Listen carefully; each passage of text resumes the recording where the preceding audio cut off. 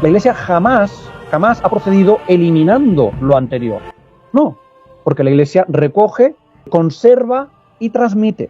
Y solamente en cuestiones de derecho humano se pueden cambiar las cosas, pero en cuestiones de derecho humano, porque el legislador, incluso el Papa, aunque sea legislador supremo, está sometido al derecho divino.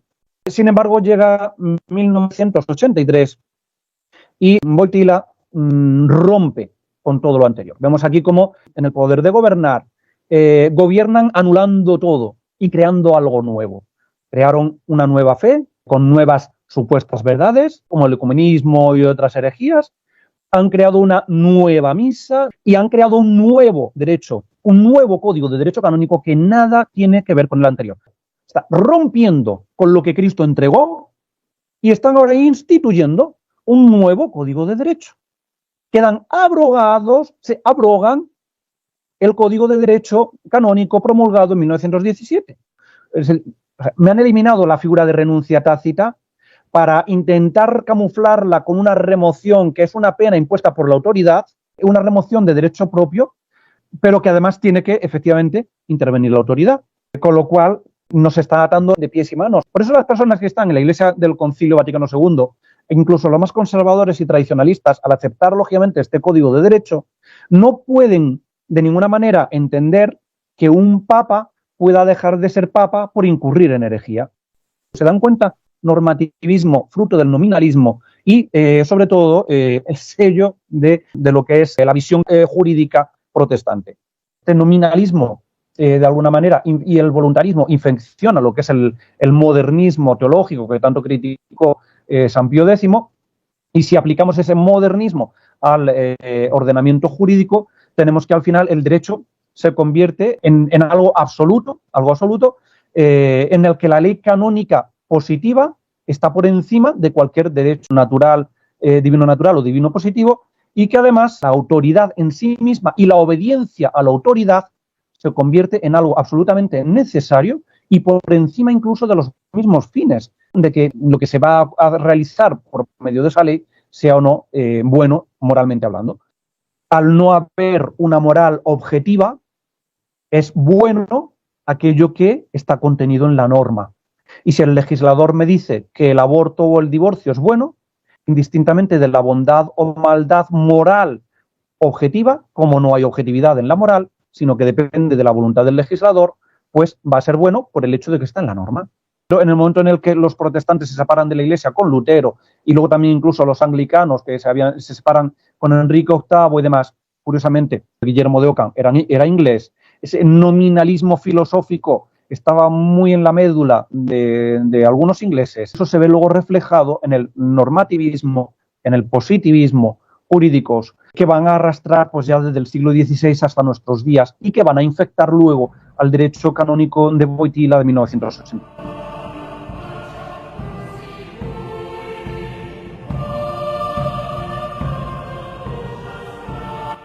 Hemos visto en los anteriores vídeos cómo los herejes no pueden ser papas y hemos visto cómo efectivamente tras la muerte de su santidad Pío XII, quienes ocuparon la cátedra de San Pedro, pues eran herejes porque enseñaban una doctrina contraria. Bien, nuestro Señor, cuando mandó a los apóstoles en el momento antes de la ascensión, los mandó dándoles a los apóstoles y por ende a su iglesia la triple potestad sagrada, la triple sacra potestas de enseñar, santificar y gobernar. Les dice, id al mundo entero a predicar el evangelio a todas las criaturas, enseñar la verdad, bautizando en el nombre del Padre, del Hijo y del Espíritu Santo, santificando por medio de los sacramentos y enseñándoles a guardar los preceptos que yo os he mandado, es decir, gobernando por medio de leyes. Enseñar, santificar y gobernar, enseñar para la salvación, la verdad, santificar para la salvación con los sacramentos y gobernar para la salvación con leyes que Cristo les había dado y que luego los apóstoles van a ir continuamente también redactando. Hemos visto cómo en la facultad, en el poder de enseñar, precisamente tras la muerte de Pío XII, inmediatamente empezaron no a enseñar la verdad, sino a enseñar el error. Vamos a ver ahora en este capítulo cómo también en la facultad de gobernar, ahora gobiernan desde el error y precisamente desde la herejía. Dejaremos la facultad de santificar para más adelante cuando hablemos de la invalidez de los sacramentos y sobre todo de la invalidez del sacramento del orden y de la misa como sacrificio. Vamos a centrarnos, por lo tanto, en esta ocasión, en este vídeo, en el derecho canónico y cómo cambiaron el derecho canónico en 1983 para crear un derecho canónico completamente ajeno al de la Iglesia Católica, nuevo y herético, basado y fundado sobre todo en errores y en herejías. ¿Qué es el derecho canónico? El derecho canónico es, al fin y al cabo, el conjunto de leyes, normas, disciplinas por las cuales regir a la Iglesia. Tenemos que tener en cuenta que el derecho en general, no solamente el canónico, sino el derecho en general, podemos distinguir en él diferentes tipos de derecho según una jerarquía, según un orden, porque Dios es orden. El término que usa San Juan en el prólogo del Evangelio para Cristo, cuando dice en el principio existía el verbo, en griego es enargé enjologos. Logos es el término griego que usa San Juan para la segunda persona de la Santísima Trinidad. Logos en griego no solamente quiere decir palabra, sino que quiere decir facultad de comprender, de entender la realidad. Orden, capacidad de ordenar la realidad abstraída y comprendida, y expresión de esa realidad comprendida, palabra. Pero logos quiere decir también orden. Dios, por lo tanto, es orden, es razón. Y todo lo que tiene que ver con Dios está lógicamente y necesariamente ordenado. El derecho canónico, por lo tanto, tiene también un orden, tiene una jerarquía.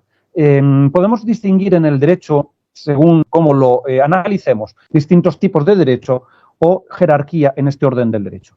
El derecho, según el modo en que se promulga, puede ser natural o positivo. Positivo es cuando el legislador positivamente legisla una ley de manera expresa, y el modo natural es la forma en la que la ley, el derecho, de alguna forma es infundida en la naturaleza del hombre. Son leyes que son comunes al hombre, indistintamente de la religión, la sociedad en la que viva o la época de la historia en la que haya vivido, porque es inherente a la naturaleza del hombre, de modo natural. Está promulgado, es una ley natural. Es inherente a la naturaleza del hombre y es, por lo tanto, asequible a la razón y común a todos los hombres. Es decir, el modo en que se promulga, por lo tanto, puede ser natural o positivo. Teniendo en cuenta la autoridad de la que dimana el derecho puede ser divino o humano. Si el derecho dimana directamente de Dios, tendremos derecho divino. Si dimana de los hombres, tendremos derecho humano.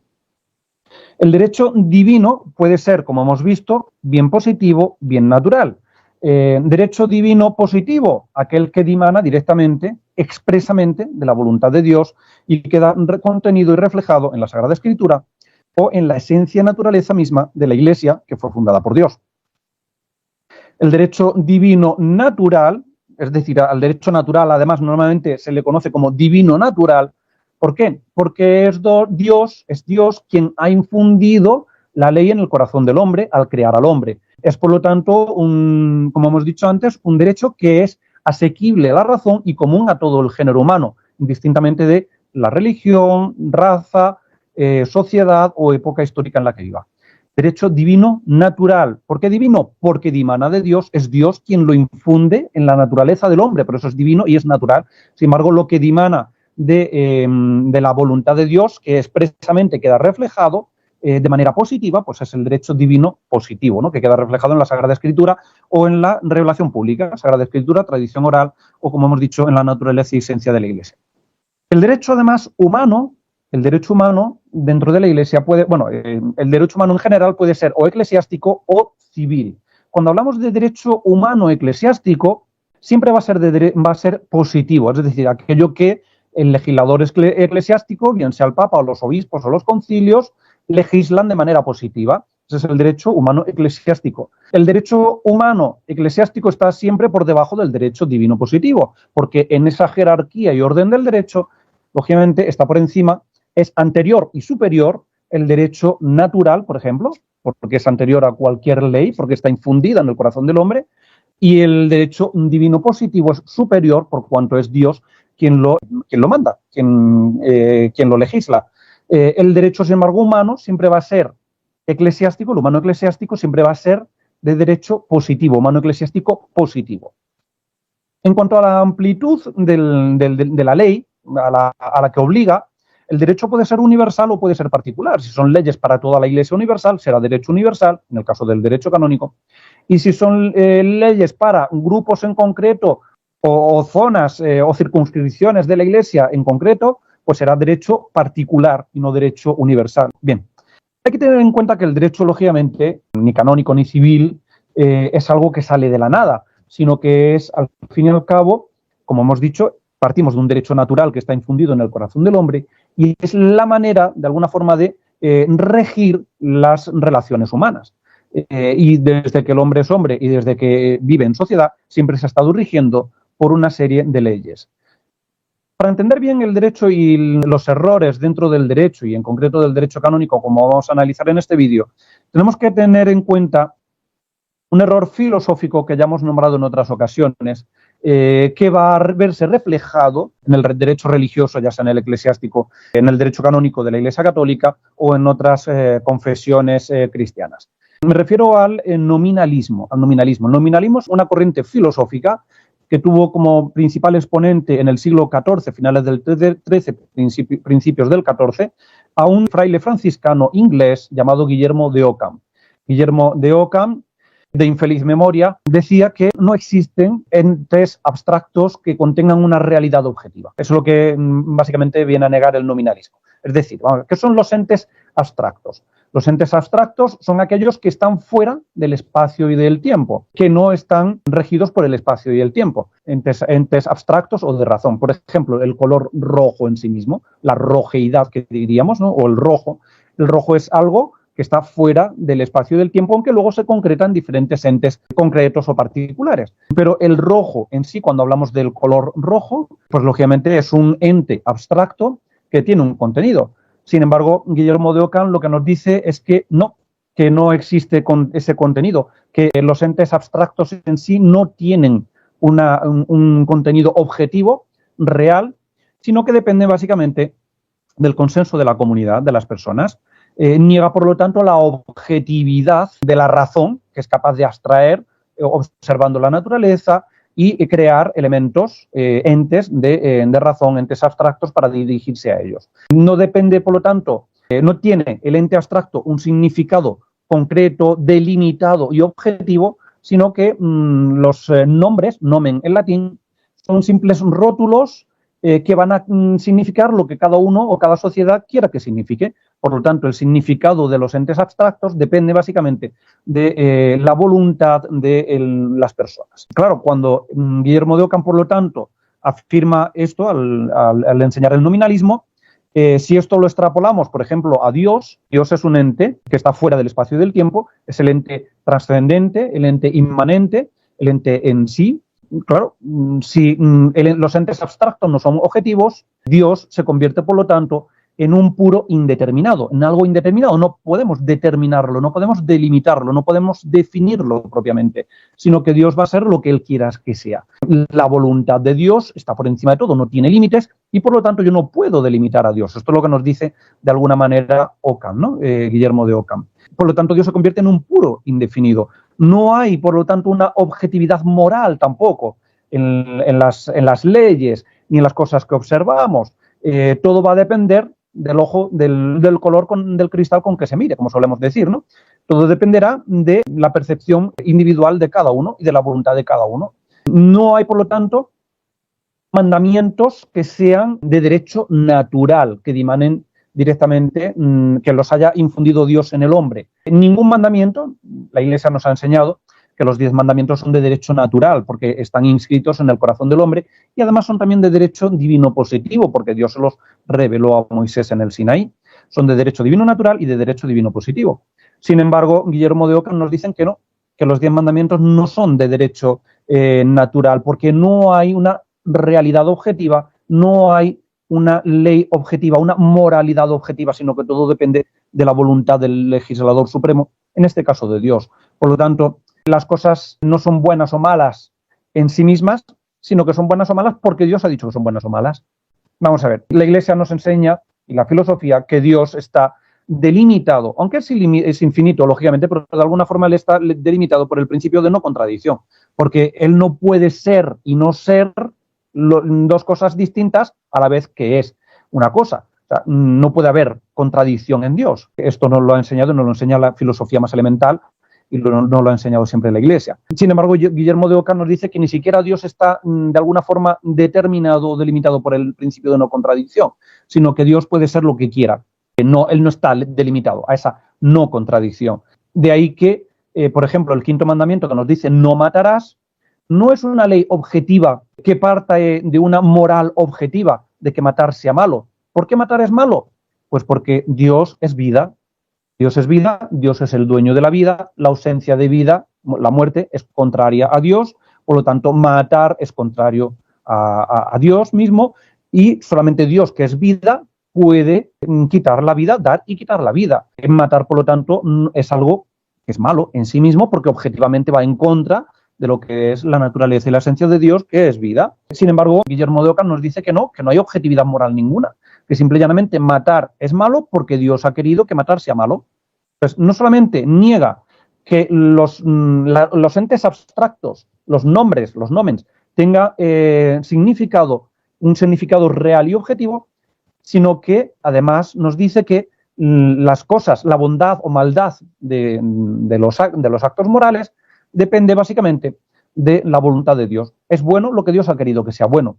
Con lo cual, además del nominalismo, pasamos también ahora al voluntarismo divino. Es bueno lo que la voluntad de Dios quiere que sea bueno, y es malo lo que la voluntad de Dios quiere que sea malo. De esa manera, Dios se convierte en una especie de ser caprichoso, veleidoso, y además no tenemos posibilidad por medio de la razón de conocer a Dios, porque si no hay realidades objetivas que el hombre pueda observar y conocer por medio de la razón, la única forma que tenemos de conocer ahora a Dios es por medio de la revelación, que es lo que luego nos va a decir además Lutero en el siglo XVI. Lutero en el siglo XVI, él retoma las enseñanzas de Ockham y el nominalismo, y efectivamente pues nos dice que a Dios no lo podemos conocer por la razón, sino solamente por la fe, porque Él se revela, lo cual está condenado por la Iglesia, que en el Concilio Vaticano I nos dice que Dios es asequible a la razón. El hombre puede conocer a Dios por medio de la razón, pero no puede conocer, o sea, puede conocer los atributos de Dios, pero no puede conocer la esencia de Dios. Por eso Dios tiene que revelarse, para decirnos que es uno y trino. Sin embargo, el hombre, por medio de la razón, puede conocer a Dios perfectamente, porque Dios es un ser objetivo y todo lo que en él hay es objetivo, es lógico, es racional, y por lo tanto la moral, la bondad o maldad de las cosas depende de una realidad objetiva que todo el mundo, haciendo uso de la razón, puede llegar a comprender perfectamente. Sin embargo, Lutero, basándose en Guillermo de Ockham, nos dice que no, que a Dios solamente podemos conocerlo por la fe, en tanto en cuanto Él se ha revelado.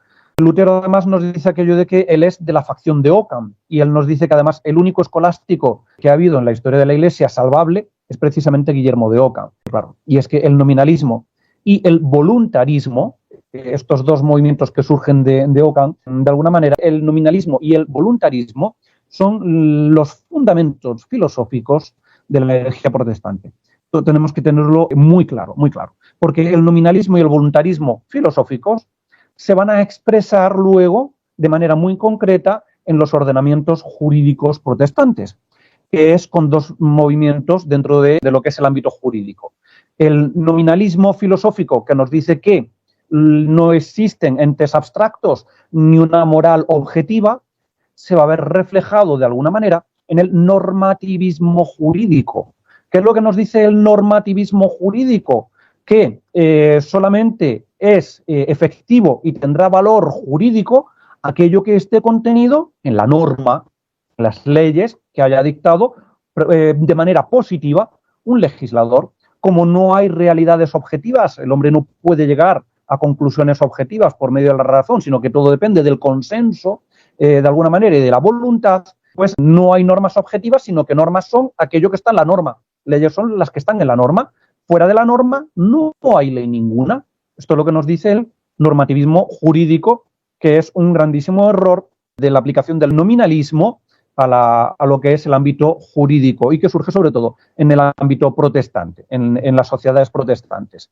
Cuando aplicamos el normativismo al derecho canónico, tenemos que, si no hay leyes que sean objetivas a la razón humana, sino que todo depende del que esté o no esté contenido en la norma, de esta manera lo que estamos haciendo es absolutizar el poder de los obispos y del Papa, poniéndolos por encima incluso del derecho divino, natural o positivo, hasta el punto de que el derecho se convierte en una pura arbitrariedad del funcionario eclesiástico.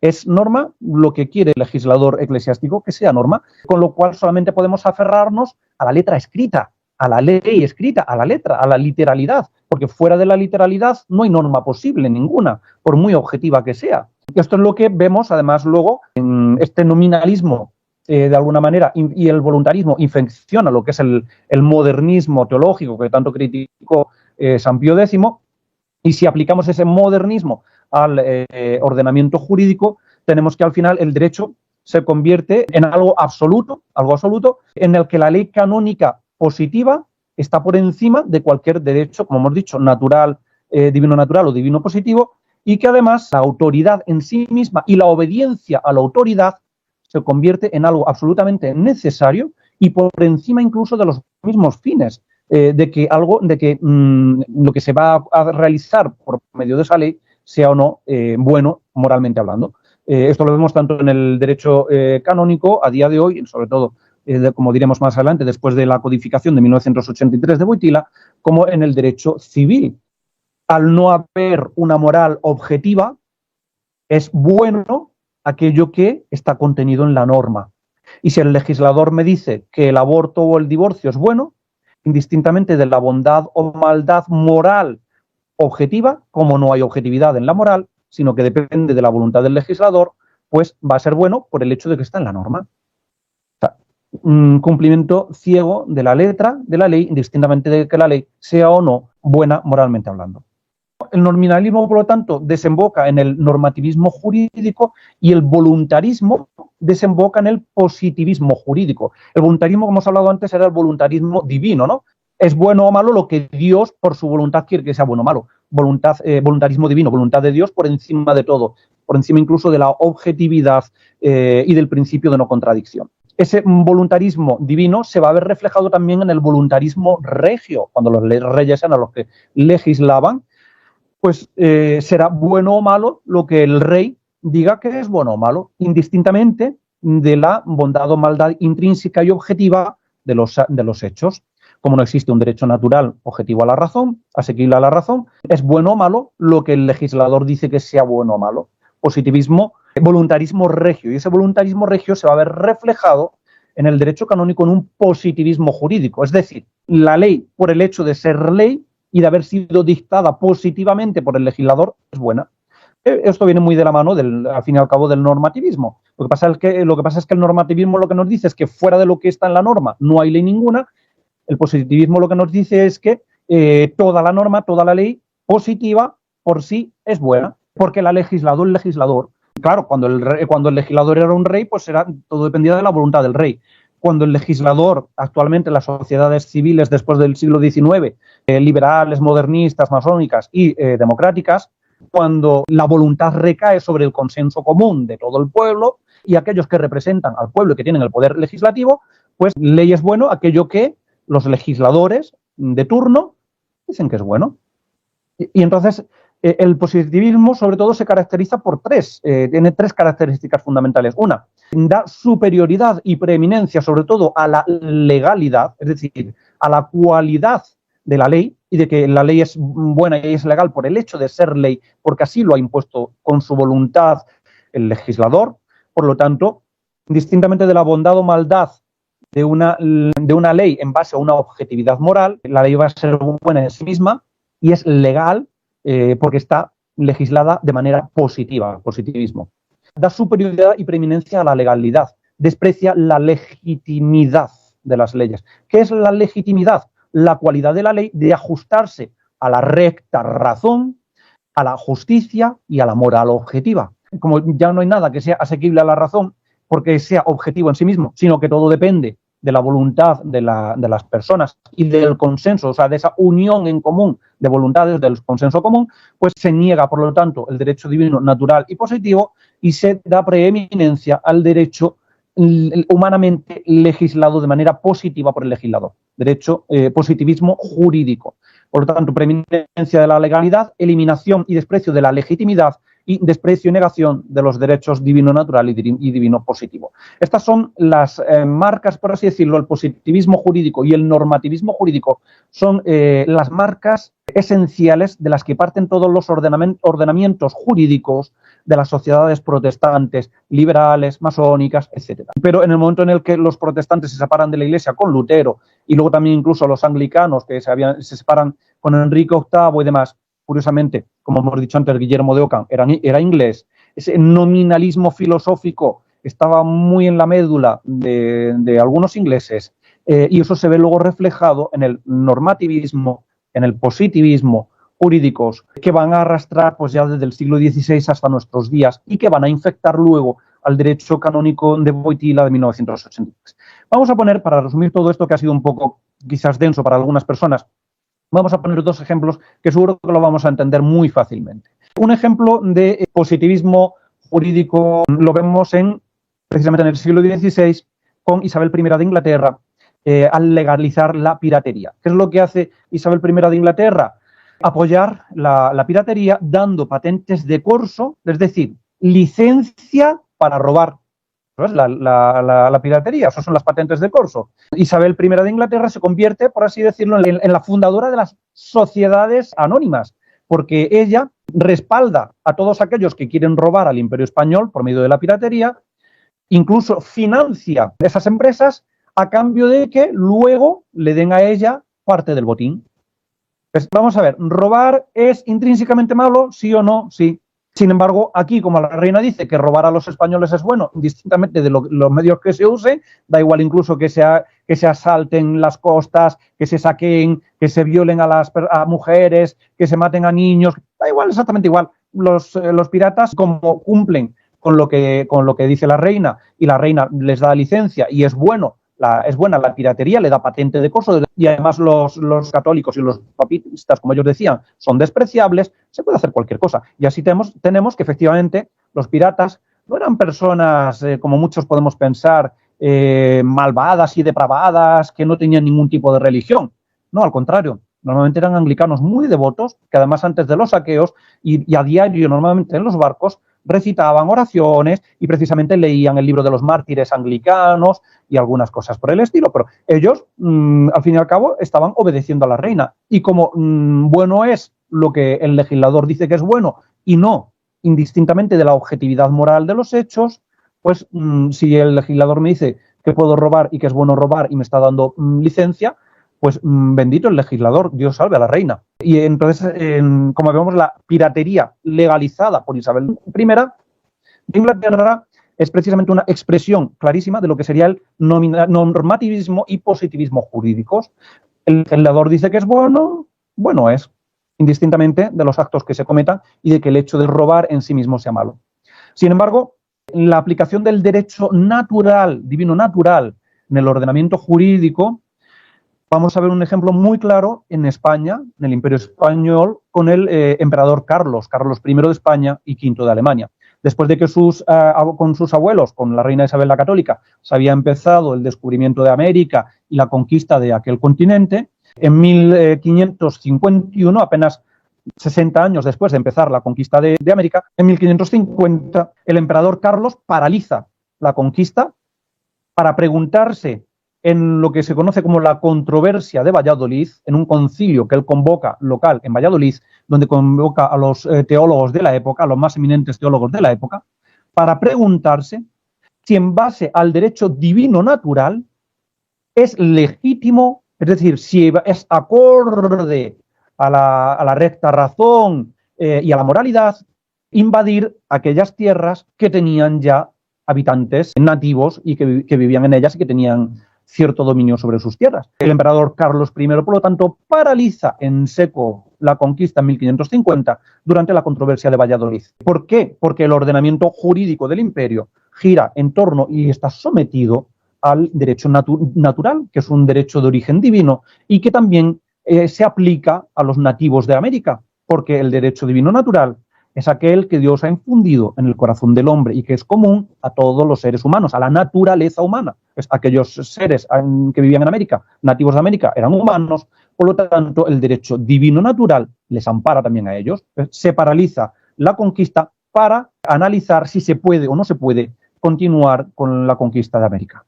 Es muy distinto lo que vemos en la forma de actuar del emperador Carlos I de España, V de Alemania, catolicísimo, emperador catolicísimo, en un imperio catolicísimo, frente a lo que hace la anglicana y protestante Isabel I, de legislar cualquier cosa indistintamente de que sea buena o mala. Una vez que hemos puesto estos ejemplos, vamos a adentrarnos ya un poco en lo que es el derecho canónico, para ver un poco y entender mejor los cambios que se han hecho, que se hicieron a lo largo de la historia y los que hizo Wojtyla en 1983. Lo primero que tenemos que tener en cuenta es cuál es el objeto del derecho canónico. El objeto del derecho canónico en sí es triple: la fe, las buenas costumbres y la disciplina. Sin embargo, este triple objeto es también objeto de la teología dogmática y de la teología moral, pero de diferente manera. La teología dogmática afronta la fe, las costumbres y la disciplina en orden a la verdad. La teología moral lo afronta en orden a la bondad o maldad moral de los actos y sobre todo en el fuero interno, es decir, en la conciencia, en el fuero interno de cada uno, mientras que el derecho canónico aborda la fe, las buenas costumbres y la disciplina desde el punto del orden externo, en tanto en cuanto se relacionan unos miembros con otros en la Iglesia, es decir, desde el punto de vista del orden externo y social de la Iglesia, y por lo tanto del fuero externo. El derecho canónico, por lo tanto, va a regir de alguna manera el fuero externo, ¿no? Esa relación entre los distintos miembros de la Iglesia, en base a la fe, a las costumbres y a la disciplina. ¿Cómo surge el derecho canónico? Bien, hemos empezado el vídeo recordando el envío de los apóstoles por Cristo nuestro Señor, que les dice: id al mundo entero a predicar el Evangelio a todas las criaturas, bautizando en el nombre del Padre, del Hijo y del Espíritu Santo, y enseñándoles a guardar los mandamientos que yo os he dado. Por lo tanto, tenemos que enseñar la verdad. Es Dios quien da la verdad a su Iglesia, el conjunto de verdades reveladas, el depósito de la fe. Dios entrega la verdad, entrega el sacerdocio para santificar, entrega también el poder de gobernar y un conjunto de leyes, las leyes que yo os he mandado, un conjunto de leyes que luego los apóstoles van a ir también evolucionando, porque nos encontramos, por ejemplo, inmediatamente con la problemática de si los que se convierten al cristianismo del paganismo tenían que ser o no circuncidados. Y los apóstoles en el Concilio de Jerusalén deciden que no hay que circuncidarse, es decir, ya abolen lo que es la circuncisión, que era un precepto legal del Antiguo Testamento, y entonces ellos actúan con el poder que tienen de atar y de desatar, que tiene San Pedro y que tiene la Iglesia, actúan y dicen, no, pues a partir de ahora legislan diciendo que no hace falta la circuncisión. Por lo tanto, el derecho en sí, que es un conjunto de leyes, el derecho canónico, que es un conjunto de leyes, son recibidas por Cristo, desarrolladas por los apóstoles y luego por la Iglesia. Aquello que es recibido, aquello que se entrega, es lo que en latín decimos tradere. Entregar es tradere. El verbo trado, tradere. O entregado, traditus, y la traditio es pues, lo que se entrega. Hay por lo tanto una tradición, es decir, una entrega del depósito de la fe, del conjunto de verdades reveladas. Hay una traditio, una tradición, una entrega del sacerdocio y de las ceremonias que deben celebrarse. Nos cuenta, por ejemplo, aunque Cristo nuestro Señor no dio un libro de rúbricas a los apóstoles, sin embargo sí le dio unas nociones básicas, porque nos dice San Fabián, el Papa San Fabián del siglo III, mártir, murió en torno al año 250, nos dice San Fabián que el santo óleo, el santo crisma, debe confeccionarse con aceite, con óleo y con ungüento, con perfume, porque así se lo enseñó Cristo a los apóstoles el Jueves Santo en el cenáculo, según nos consta por la enseñanza de San Pedro a sus sucesores. Es decir, que Cristo les enseñó a los apóstoles a confeccionar el Santo Crisma, efectivamente. Y esto lo recoge luego el Concilio de Trento. O sea, Cristo entrega también una serie de normas litúrgicas, no del todo desarrolladas, pero sí entrega unas normas básicas a sus apóstoles, una tradición litúrgica y una tradición de normas o de leyes, una tradición canónica o jurídica. Y esa tradición, como la Iglesia, lo que hace es recibir lo que se le entrega, lo que hace es desarrollar esa tradición, esa traditio, esa cosa entregada, ya sea en el poder de enseñar, de santificar o de gobernar. Tenemos, por lo tanto, en el derecho canónico en sí es una tradición de leyes, una entrega de leyes que va desde Cristo hasta nuestros tiempos. Y es una entrega, una tradición que es ininterrumpida y que no se rompe nunca, ni se abole lo anterior en bloque, sino que se va sumando de alguna manera. Cristo da unas leyes, luego los apóstoles inmediatamente eliminan la circuncisión y se van dictando otra serie de leyes. Pero se van sumando leyes a las que Cristo había dado y luego a las que los apóstoles habían dado. Y así vamos continuamente sumando leyes a lo que hemos recibido, a lo que se nos ha entregado, a la tradición jurídica canónica de la Iglesia, que fue recibida de Cristo directamente. Así vemos que el derecho canónico va evolucionando a lo largo de los siglos hasta que llegamos al siglo XII, en el año 1142, que empiezan ya a fundarse en la Edad Media las universidades, y empiezan a enseñarse ciertas materias, entre ellas el derecho canónico como materia de estudio. Pues hay un monje llamado Graciano que daba clase, era profesor de derecho canónico en la Universidad de Bolonia, y claro, hasta 1142 lo único que teníamos era una suma continua de leyes, desde lo que Cristo ha dado, los apóstoles, luego los concilios ecuménicos, los concilios locales, los diferentes papas.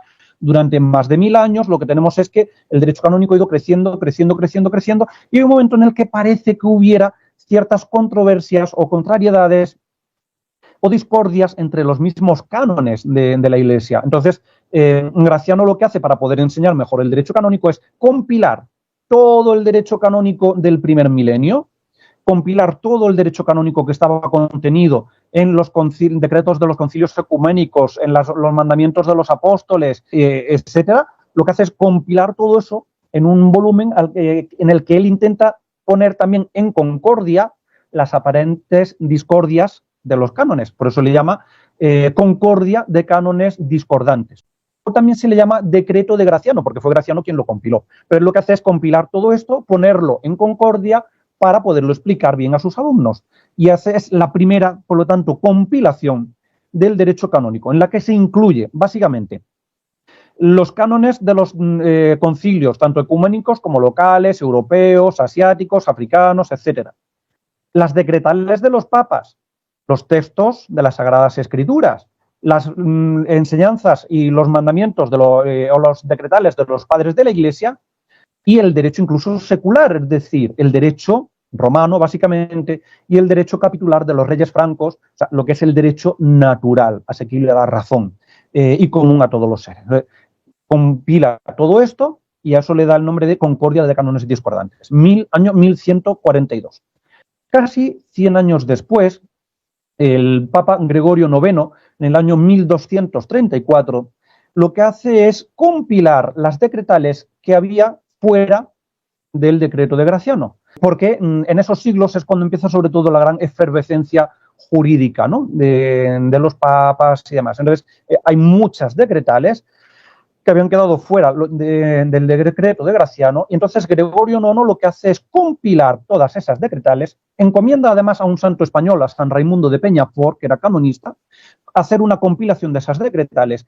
San Raimundo de Peñafort, a instancias, por lo tanto, del Papa Gregorio IX, lo que hace es compilar todas las decretales de los papas que habían quedado fuera del decreto de Graciano, es decir, que habían quedado vagando fuera, vagando fuera, extravagantium.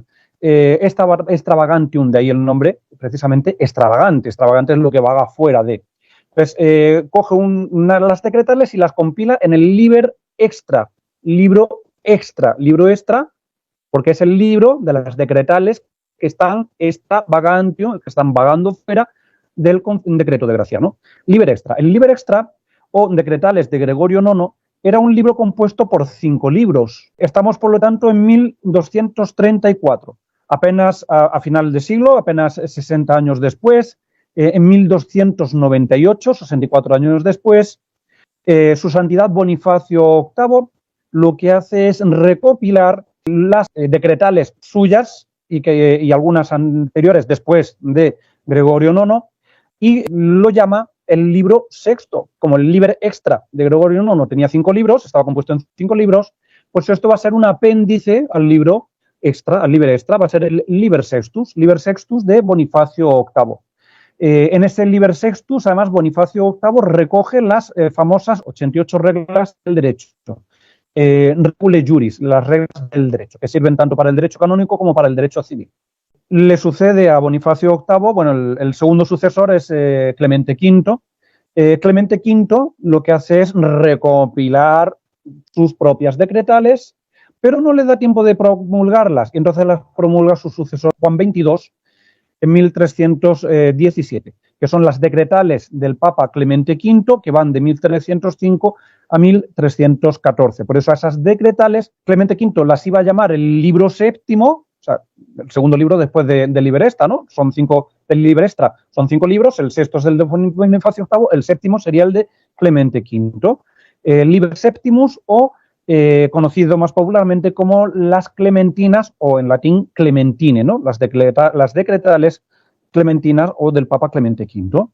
Desde 1317 ya hasta principios del siglo XVI, ningún papa vuelve a recompilar sus decretales. Entonces, lo que sí hacen los diversos autores, doctores del derecho canónico y demás, es compilar las decretales que van surgiendo. Dentro de esas compilaciones hay dos que son especialmente famosas y que fueron incluidas en las compilaciones oficiales de la Iglesia Católica en Roma. Un editor llamado Juan Chapuy, en 1505, lo que hace es coger todas las decretales que habían quedado vagando fuera, sobre todo de Juan XXII, después de las Clementinas, de Clemente V. Juan XXII proclama las Clementinas, pero no proclama ninguna decretal suya, no compila, mejor dicho, ninguna decretal suya.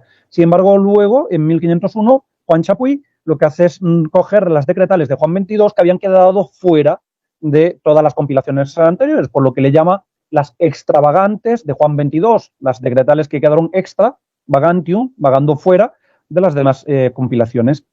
Pero además hace también otra compilación con todas las decretales que van desde Bonifacio VIII hasta Sixto IV, algunas que habían quedado fuera de Bonifacio VIII y demás, hasta Sixto IV. Y a esa compilación le llama las decretales que quedaron fuera vagando, extravagantes comunes. O sea, compendio de las extravagantes de Juan XXII, compendio de las extravagantes comunes. Estos dos compendios, las extravagantes de Juan XXII y las extravagantes comunes, son luego incluidas en lo que es el conjunto, el cuerpo del derecho canónico, y son incluidas en la edición privada del cuerpo de derecho canónico, Corpus Juris Canonici, de la Iglesia Católica en Roma. Y en 1580, el Papa Gregorio XIII lo que hace es cristalizar el derecho canónico. Lo que dice es, bien, el derecho canónico de la Iglesia, el cuerpo del derecho canónico de la Iglesia, Corpus Juris Canonici, el cuerpo del derecho canónico de la Iglesia, es el que está contenido en la edición típica del cuerpo del derecho canónico en Roma, en la edición típica romana, que es la que está compuesta por los libros que hemos hablado.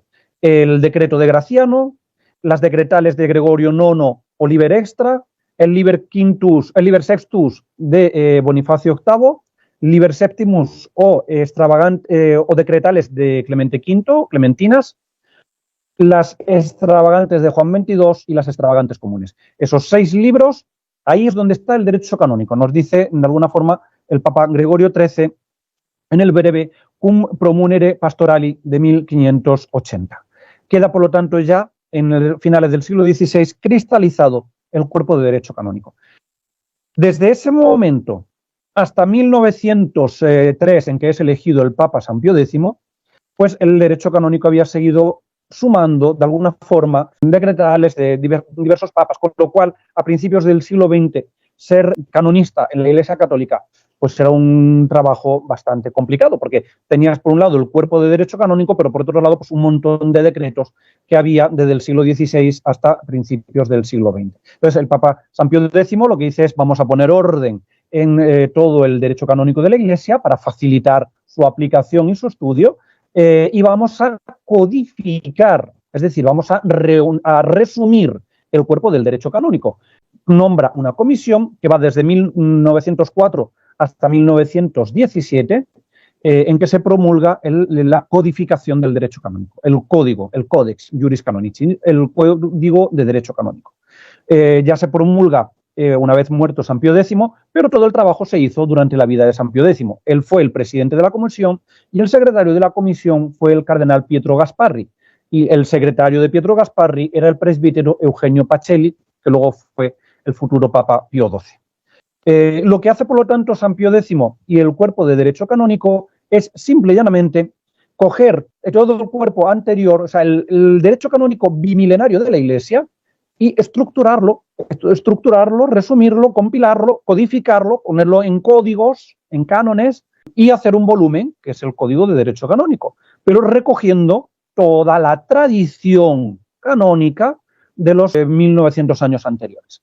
No se rompe con la tradición, simplemente se condensa en un volumen, que es el código, en una codificación. Vemos además en el código, en el canon número 6 del derecho canónico, vamos a ver perfectamente y se expresa perfectamente la intención del código. ¿Qué es lo que hace el código, no? Bueno, pues leemos en el canon 6 del Código de Derecho Canónico de 1917, leemos lo siguiente. El código conserva, en la mayoría de los casos, la disciplina hasta ahora vigente, aunque no deja de introducir oportunas variaciones, es decir, recojo la tradición canónica y añado algunas variaciones ya propias del tiempo, lógicamente, pero no abolo nada de lo anterior en bloque, no elimino en bloque toda la tradición canónica, sino que todo lo que se ha ido sumando a lo largo de los siglos, ahora lo recojo, nos dice en la mayoría de los casos conserva la disciplina hasta ahora vigente e introduce oportunas variaciones. Por lo tanto, punto primero del canon 6, quedan abrogadas todas las leyes ya universales, ya particulares, aquí se está refiriendo a leyes de derecho humano, a las disciplinas, a las leyes disciplinares de derecho humano de la Iglesia Católica, porque el Papa tiene el poder de atar y desatar, atar ligando con leyes, desatar derogando, abrogando u abrogando leyes, dependiendo de si las anulamos parcial o totalmente, ¿no?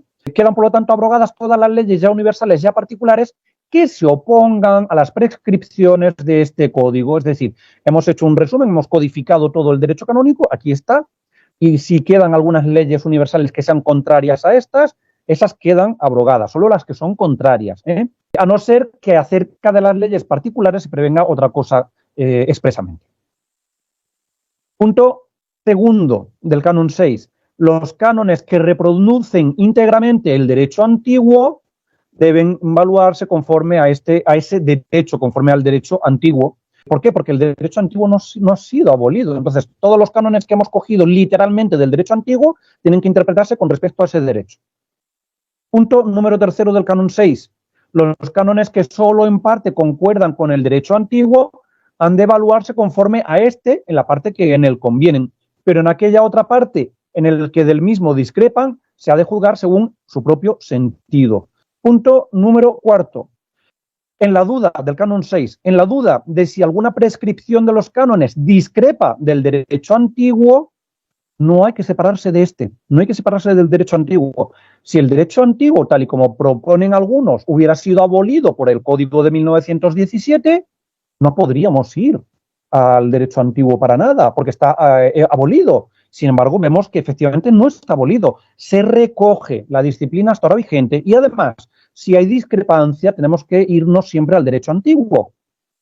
Claro, porque es que no podemos romper con lo que nos entregó Cristo y luego nos han entregado los apóstoles, es decir, con lo que se ha ido la traditio, con la tradición canónica. No se puede romper con eso, porque la Iglesia no es algo que surge de la nada, surge desde que la funda Cristo y va evolucionando y va creciendo, pero siempre manteniendo lo anterior.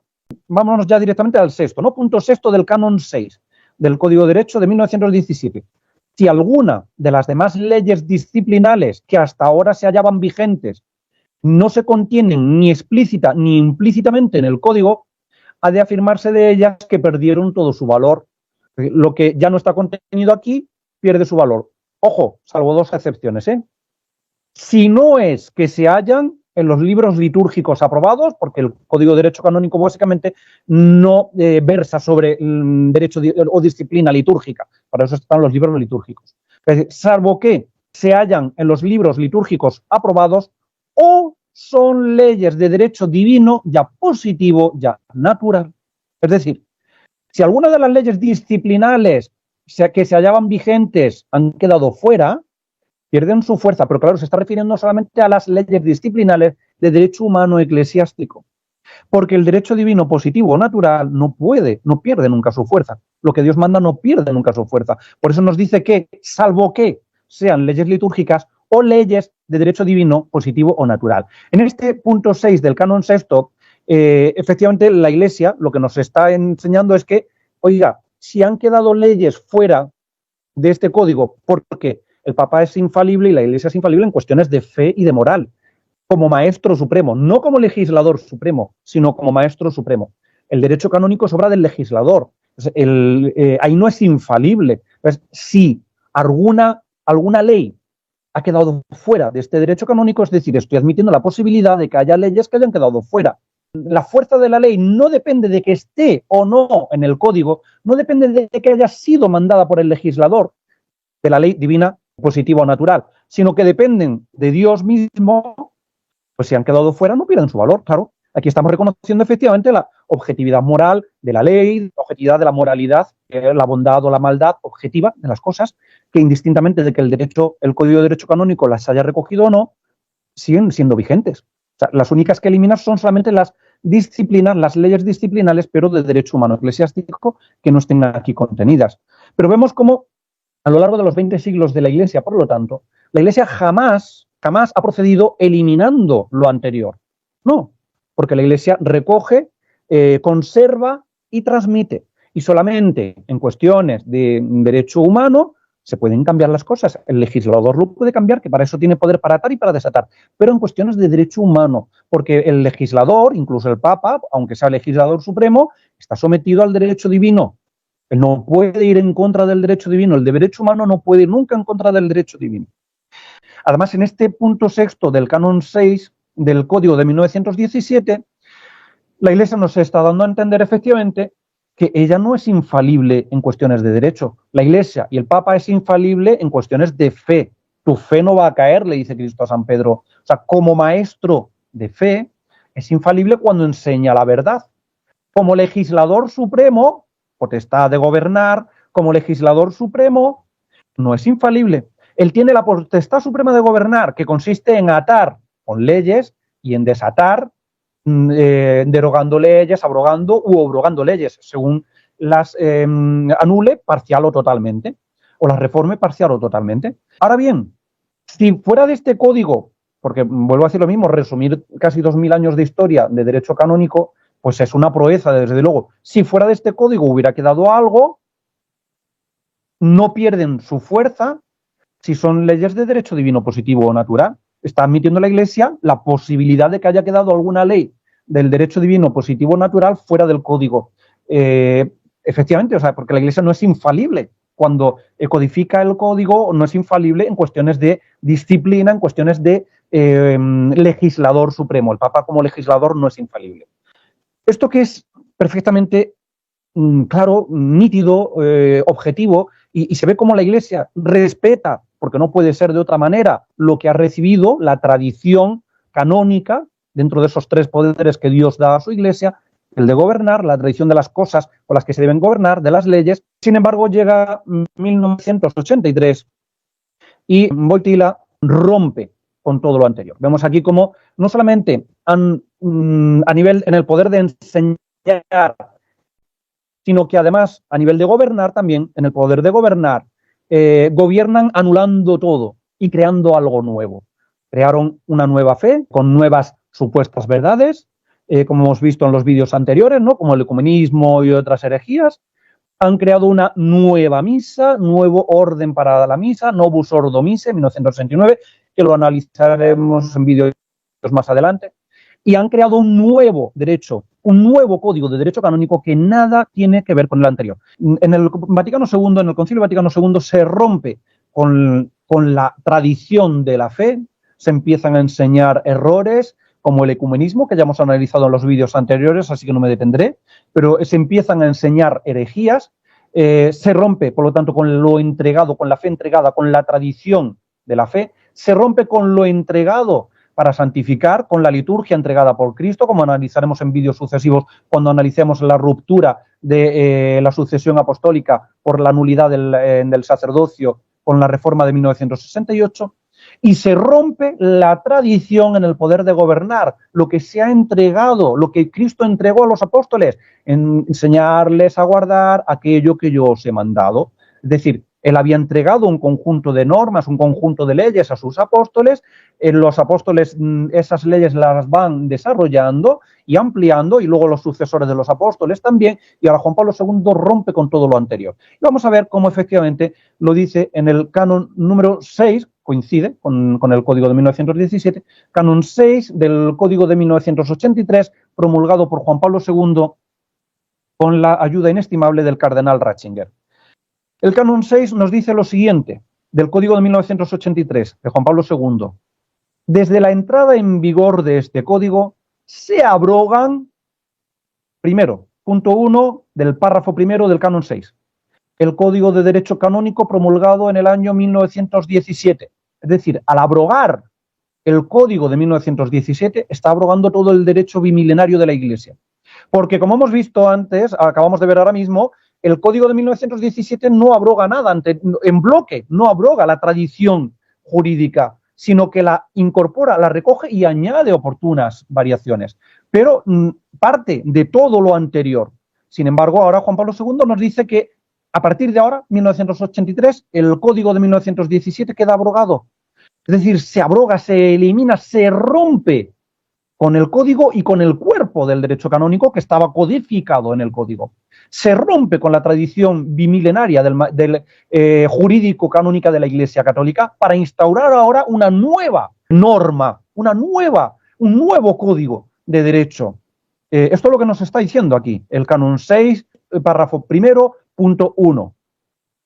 Y luego, en el punto número 4 del párrafo primero nos dice: las demás leyes disciplinares universales sobre materias, o sea, se abrogan, ¿no? Empieza diciendo se abrogan, número 4. Las demás leyes disciplinares universales sobre materias que no se regulan por completo en este código. Es decir, aquellas leyes que no están dentro de este código, dentro de la norma, quedan completamente abrogadas.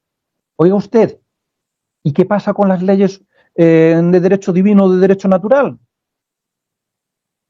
Lógicamente, al decir que se abrogan las demás leyes disciplinares universales sobre materias en general, aquí me está metiendo también al derecho divino positivo y al derecho divino natural. Es decir, esta norma, por voluntad del legislador, de Juan Pablo II, esta norma elimina lo anterior y fuera de esta norma no hay ley. Esto es lo que nos está diciendo estos dos puntos del canon sexto del Código de 1983. Vemos, por lo tanto, que efectivamente el Código de Derecho Canónico de Juan Pablo II está infectado desde la médula de los errores protestantes, del nominalismo y del voluntarismo filosóficos y de sus consecuentes normativismo y positivismo jurídicos, que son precisamente el ADN, que son la marca de los ordenamientos jurídicos protestantes, como hemos visto en los ejemplos que hemos puesto al principio de este vídeo. Es un código de derecho que está totalmente infectado, por lo tanto, de protestantismo, está infectado de fe contraria a la fe de la Iglesia Católica y de la praxis contraria a la praxis de la historia de la Iglesia Católica. Jamás en la historia la Iglesia Católica había abrogado en bloque el derecho anterior, porque es una tradición, es lo que Cristo entregó a sus apóstoles y los apóstoles luego a su Iglesia y fueron desarrollando. No se puede romper con eso. Sin embargo, aquí están rompiendo y están haciendo un código nuevo, un código fuera del cual no hay ley.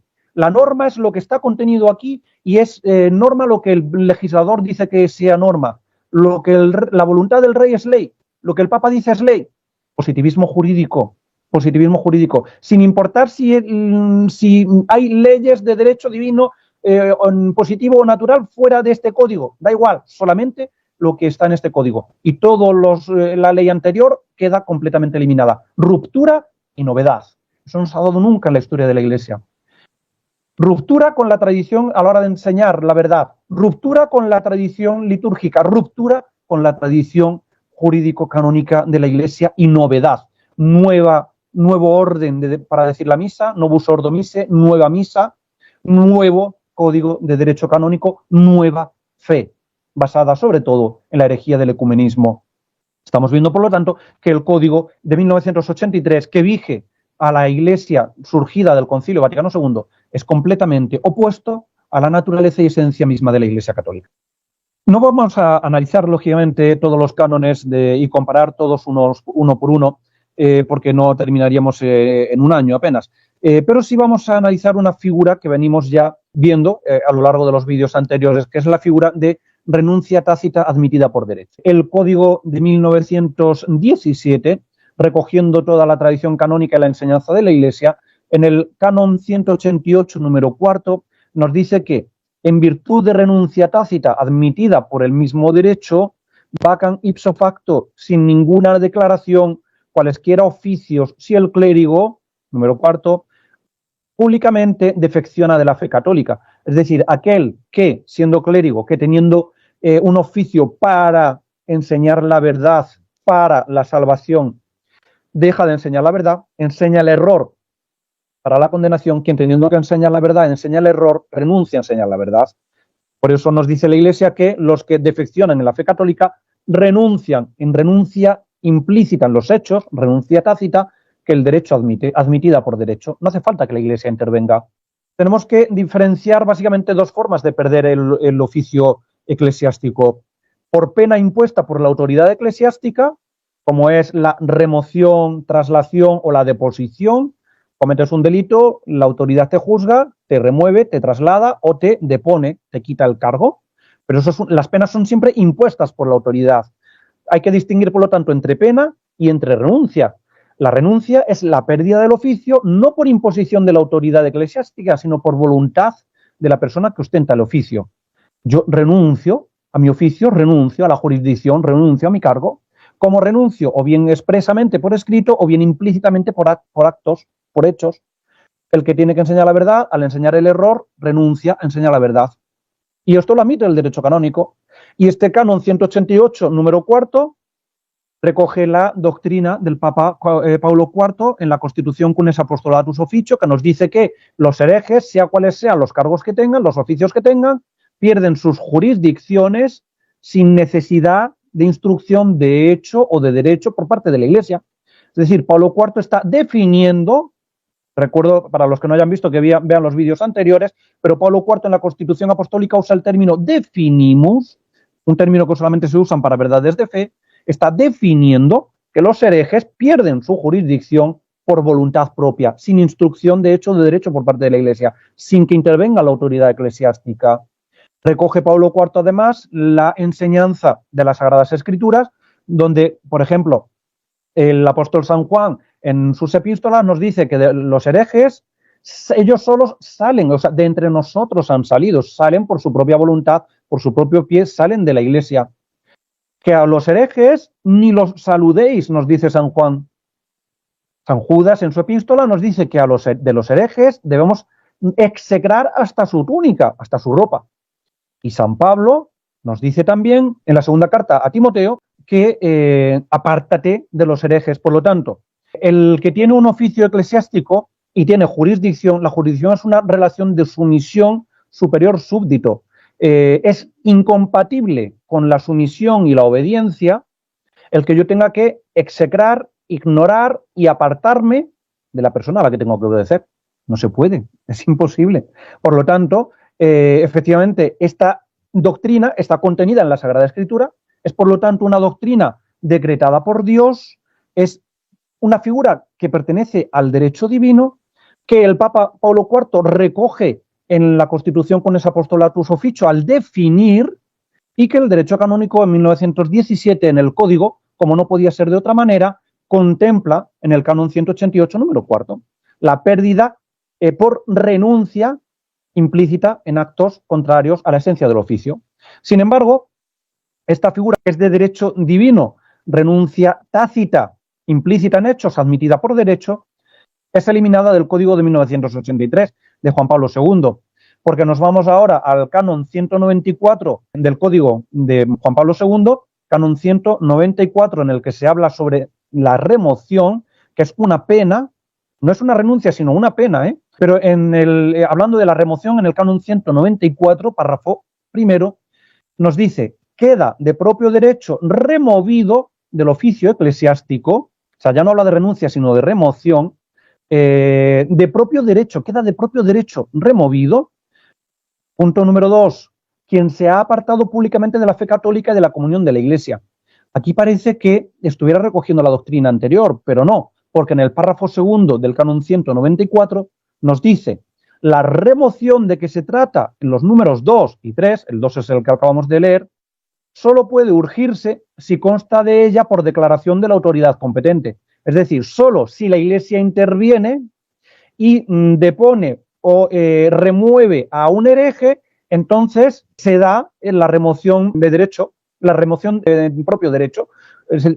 Me han eliminado la figura de renuncia tácita para intentar camuflarla con una remoción que es una pena impuesta por la autoridad, una remoción de derecho propio, pero que además tiene que efectivamente intervenir la autoridad. Con lo cual nos está atando de pies y manos. O sea, las personas, por eso las personas que están en la Iglesia del Concilio Vaticano II, e incluso los más conservadores y tradicionalistas, al aceptar lógicamente este código de derecho, no pueden de ninguna manera entender que un papa pueda dejar de ser papa por incurrir en herejía.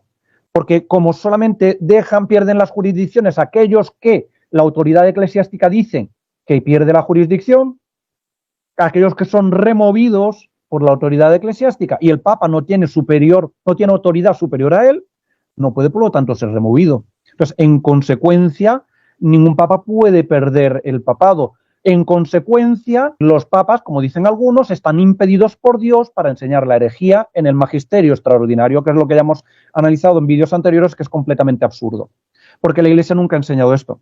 Que lo que pasa es que como Juan Pablo II rompe con toda la tradición canónica bimilenaria de la Iglesia, se inventa un nuevo código con nuevas leyes y con nuevas figuras, pues para ellos es imposible admitir que un papa pueda incurrir en herejía y perder el papado por haber incurrido en herejía, cuando esto es lo que nos enseña la Iglesia desde siempre. Para ellos es imposible aceptar esta figura. Por lo tanto, para ellos los herejes, el hereje no es el que enseña, el que niega de manera pertinaz una verdad, sino el que ha sido juzgado propiamente por la Iglesia, porque a partir ahora del Vaticano II y del Código de 1983, el hereje tiene que ser siempre juzgado por la Iglesia, tiene que ser juzgado por la autoridad. Por lo tanto, ahora hereje es el que dice el legislador que es hereje. Esto es una barbaridad, porque como venimos analizando en vídeos anteriores, ladrón es el que roba.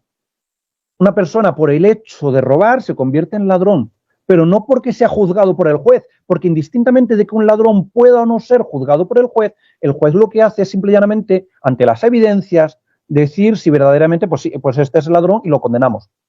Hereje es el que niega o pone en duda de manera consciente y voluntaria, que en eso consiste la pertinacia, una verdad que debe ser creída con fe divina y católica, pero no el que es juzgado por la Iglesia. Es que los herejes salen por sí mismos de la Iglesia, de entre nosotros han salido. Esta es la enseñanza bimilenaria recogida además en el derecho canónico. Por eso vemos que la Constitución con ese apostolatus officio, pues muchos a día de hoy, llamados conservadores y tradicionalistas y demás dentro de la Iglesia conciliar, no la pueden aceptar, claro, porque parten ya de una concepción del derecho canónico que es totalmente protestante, en la cual es norma solamente, es ley y obliga solamente lo que está en la norma, y es norma aquello que el legislador dice que es norma. La voluntad del rey es ley, lo que el Papa dice es ley, y lo que no está dentro de lo que el Papa ha dicho en este código no sirve para nada.